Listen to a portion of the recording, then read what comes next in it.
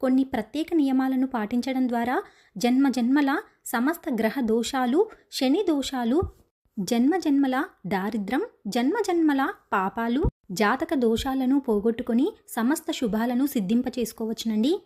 శని అమావాస్య రోజున పాటించవలసిన మొదటి పరిహారం ఏమిటంటే, ఏ దేవాలయంలో అయితే నవగ్రహ మండపం ఉంటుందో ఆ ఆలయానికి వెళ్ళి నవగ్రహ మండపానికి ప్రదక్షిణలు చేయాలండి.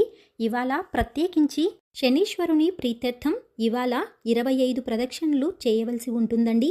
ఎందుకు ఈ 25 ప్రదక్షిణలు అంటే, ఎవరికైనా శని మహర్దశ 19 సంవత్సరములు ఉంటుందండి. మనము ఏ గ్రహానికి ప్రదక్షిణలు చేసినా సూర్యదేవునికి కలుపుకొని ప్రదక్షిణలు చేయవలసి ఉంటుందండి. అప్పుడే ఆ ప్రతి గ్రహము సంపూర్ణంగా అనుగ్రహిస్తుందండి. సూర్యుని దశ 6 సంవత్సరములు అంటే 6 ప్రదక్షిణలు చేయాలండి. శనీశ్వరునికి 19 ప్రదక్షిణలు చేయాలండి. మొత్తం కలిపి 25 ప్రదక్షిణలు అవుతాయండి. అందుకే ఈ రోజున ప్రత్యేకించి 25 ప్రదక్షిణలు చేయాలండి. ఈ 25 ప్రదక్షిణలు చేస్తూ ఓం శం శనేశ్వరాయ నమః అనే మంత్రాన్ని పఠిస్తూ ఉండాలండి. ఇలా చేయటం వలన సమస్త దారిద్ర్యాలు, సమస్త జాతక దోషాలు తొలగి శనీశ్వరుని అనుగ్రహం సంపూర్ణంగా లభిస్తుందండి.